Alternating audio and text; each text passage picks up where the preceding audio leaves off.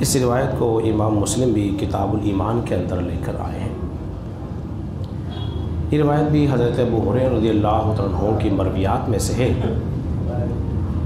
وہ فرماتے ہیں کہ نبی کریم صلی اللہ علیہ وسلم پر جب یہ آیت کریمہ نازل ہوئی وَأَنذِرْ عَشِيرَتَكَ الْأَقْرَبِينَ کہ اے محبوب صلی اللہ علیہ وسلم آپ اپنے رشتہ داروں کو ڈرائیے، ان کو تبلیغ کیجیے، تو نبی کریم صلی اللہ علیہ وسلم نے پھر کیا کیا؟ جو آپ کے قریبی رشتہ دار تھے ان کو آپ نے پیغام تبلیغ دیا۔ اے عبد شمس، اے عبد مناف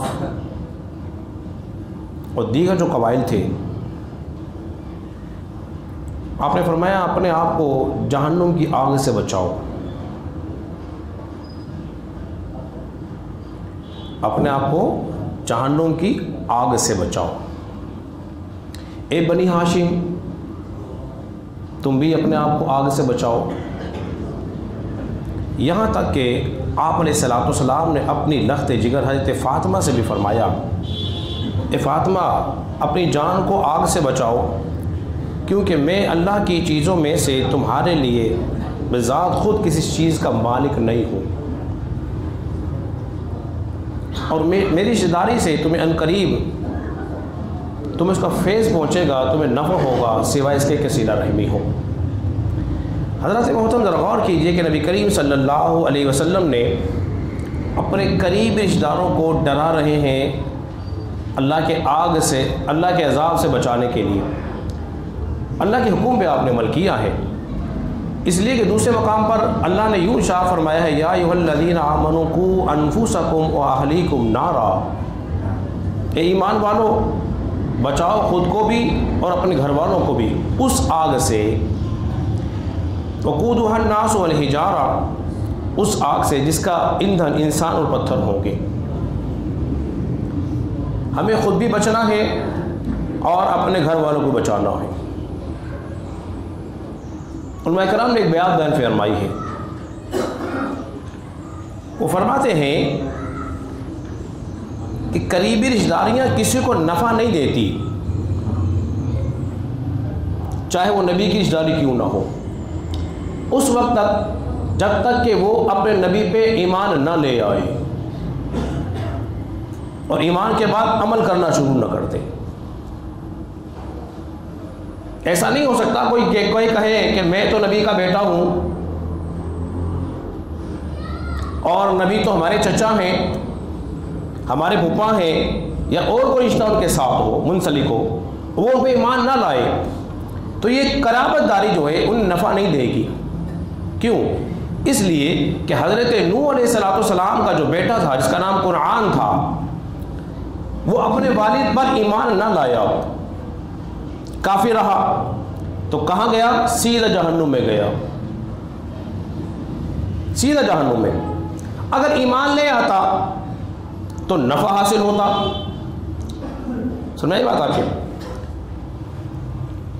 نبی پاک علیہ السلام نے تبلیغ کی، دس دے رہے ہیں، یہ اس وقت کی بات ہے، ابتدائی اسلام کا زمانہ تھا اور فاطمہ کی عمر بہت ہی چھوٹی تھی،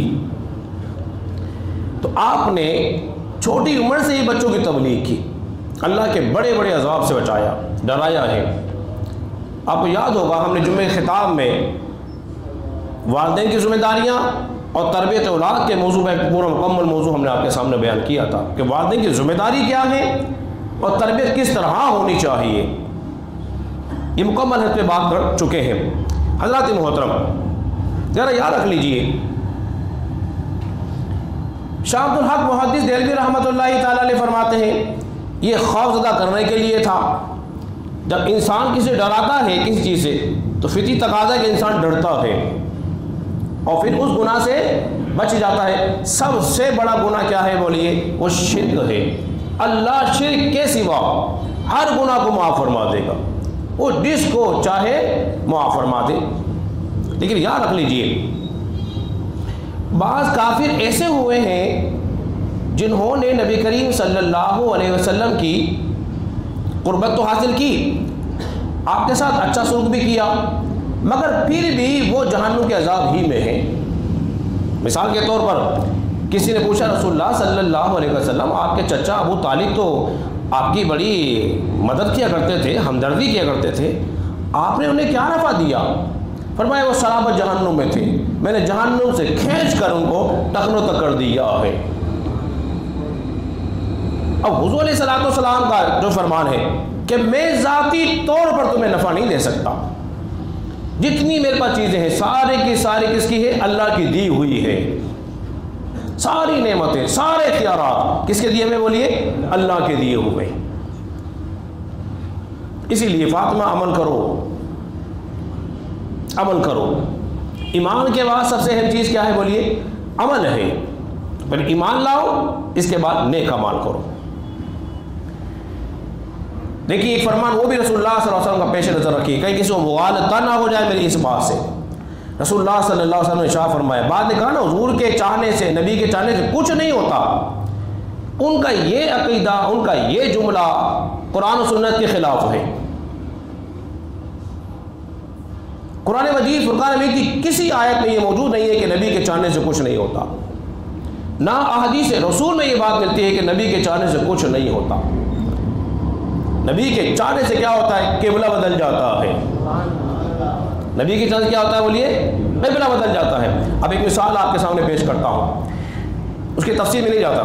اگر آپ وابڈا کا میٹر لگوانے کی درخواست دیں، کتنا وقت لگے گا میٹر چینج ہونے میں؟ یا گیس کا یا پانی کا کوئی اور چیز درخواست دیں گے، پھر اس پہ کام چلے گا، پھر منظور ہوگی، کتنے مراحل سے گزرے گا؟ نبی کریم صلی اللہ علیہ وسلم حالت نماز میں ہے اور حضور کی چاہت ہوئی کہ ہمارا کعبہ وہی ہو جائے۔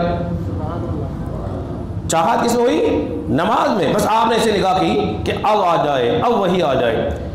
تو اللہ تبارک و تعالیٰ نے ابھی نماز مکمل ہوئی نہیں تھی اور نماز کے اندر ہی وہی آ گئی، فَوَلِّ وَجْهَكَ شَطْرَ الْمَسْجِدِ الْحَرَامِ، کہ پھیر لیجیے اپنے چہرے کو مسجد حرام کی طرف۔ تو اللہ تبارک و تعالیٰ کے فرمان سے کیا بات معلوم ہو رہی ہے؟ محبوب نماز بعد میں پوری ہوگی، پہلے تیری چاہت پوری ہوگی۔ نماز بعد میں پوری ہوگی، تیری چاہت پہلے پوری ہوگی۔ تو کوئی یہ نہ سمجھے حضور کے چاہنے سے کچھ نہیں ہوتا، حضور کے چاہنے سے قبلے بدل جاتے ہیں۔ میرے کریم آقا نے ارشاد فرمایا، اگر میں چاہوں نا یہ مکے کے پہاڑ، جو مکے میں بڑے بڑے پہاڑ ہیں، یہ سونے کے بن جائیں، وہ میرے ساتھ ساتھ چلیں۔ حضور کی چاہت دیکھیے، اللہ تبارک و تعالیٰ نے آپ کو مختار کل بنایا ہے۔ آپ مختار کل ہیں اللہ کی عطا سے، ذاتی طور پر بولیے نہیں ہے۔ اس لیے آپ نے فرمایا فاطمہ سوائے میری قرابت داری کے صلہ رحمی کے تمہیں کچھ حاصل نہیں ہو سکے گا اگر تم اس پہ ایمان نہ لائی۔ چونکہ فاطمہ زہرا رضی اللہ عنہا کون ہے؟ بولیے جنتی عورتوں کی سردار ہیں، امام حسن حسین کی کیا ہے؟ ماں ہے۔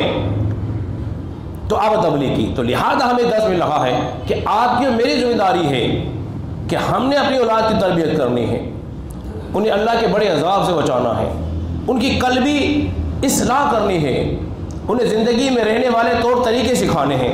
جب ہم انہیں ٹارگٹ دیتے ہیں نا کہ بیٹا تم نے بڑا ہو کے یہ اچیومنٹ کرنی ہے، تم نے یہ بننا ہے، تم نے یہ بننا ہے، تمہیں یہ بننا ہے، لیکن کبھی انہیں یہ بھی سمجھایا بیٹا معاشرے کا اچھا شہری بننا ہے، اچھا پکا مومن بننا ہے، مسلمان بننا ہے، نمازی بننا ہے، گناہوں سے بچنا ہے۔ جب اس طرح ہماری مدنی سوچ ہوگی تو پھر دیکھو آپ کے گھر میں کیسی رحمتیں برکتیں عطا ہوگی، کیا چھماچم رحمتیں نازل ہوں گی۔ اور جب وہ بچہ آپ کے لیے نماز دعائیں کرے گا، ہاتھ اٹھائیں گے، بار بار دعا ہوگی، اے اللہ بخش دے میرے والدین کو، اے اللہ بخش دے میرے والدین کو، تو پھر آپ کی بخشش بھی انشاءاللہ ہوگی، وہ نیک اولاد آپ کی آنکھوں کی ٹھنڈک بھی بنے گی۔ اس لیے کہا جا رہا ہے تو پہلے بچاؤ اپنے آپ کو، خود بھی بچو اور اپنی اولاد کو بچاؤ۔ ایسا نہیں ہو سکتا کہ ہم تو گناہوں میں لگے رہیں، ہم خود بچے نہیں اور چلیں دوسرے کو بچانے کے لیے۔ پہلے خود بچنا ہے، پہلے خود کر کے دکھانا ہے، سچ ہم نے بولنا ہے، سچ کے دامن کو ہاتھ سے نہیں جانے دینا، مختلف خرافات جو ہمارے معاشرے میں پھیلے ہوئے ہیں اس سے بچنا ہے۔ آخری بات کر کے اپنی گفتگو ختم کر دیتا ہوں۔ میرے کریم آقا نے ارشاد فرمایا، جو نوجوان اپنی آنکھوں کی حفاظت کرتا ہے، دیکھو ہاتھ پیر ان کو گناہ بعد میں گناہ کا موقع کم ملتا ہے، لیکن نگاہ کا جو ہے وہ گناہ زیادہ کرتی ہے، نگاہ جو ہے گناہ زیادہ کرتی ہے، یعنی کہ آنکھیں جو ہیں۔ میرے کریم آقا نے ارشاد فرمایا جو نوجوان اپنی نظروں کی حفاظت کر لیتا ہے نا، اللہ تبارک و تعالیٰ اس کی عبادت میں لذت پیدا فرما دیتا ہے، عبادت میں لذت پیدا ہو رہی ہے۔ تو ہمیں چاہیے کہ ہم اپنی نظروں کی حفاظت کریں، پھر دیکھیں ہماری عبادت میں انشاءاللہ تبارک و تعالیٰ لذت پیدا ہوگی، ہمیں مزہ آنا لگے گا۔ تو اپنی زندگی کو سجاؤ قرآن کی تلاوت کے ذریعے، تسبیحات کے ذریعے، اور اپنے آپ کو فالتو خرافات سے بچاؤ، اس لیے کہ کریم آقا نے ارشاد فرمایا اللہ جو لا یعنی بے مقصد باتوں کو چھوڑ دیتا ہے، بے مقصد کاموں کو چھوڑ دیتا ہے، اللہ تبارک و تعالیٰ اس کے ایمان کے اندر حسن پیدا فرما دیتا ہے، اس کے ایمان میں خوبصورتی آ جاتی ہے۔ اب ایک آپ لسٹ بنائیں، ذرا دیکھیں زندگی کے دن بھر کے اندر کتنے بیکار کام آپ کرتے ہیں، کتنے با مقصد آپ کام کر رہے ہیں، ذرا سوچیں تو آپ غور تو کرو، ایک لسٹ بنائے کبھی بیچتے ہوئے لیٹیں اور دیکھیں کہ کون کون سے کام آپ نے اچھے کیے، کتنے بیکار کام تھے جس میں آپ لگے رہے۔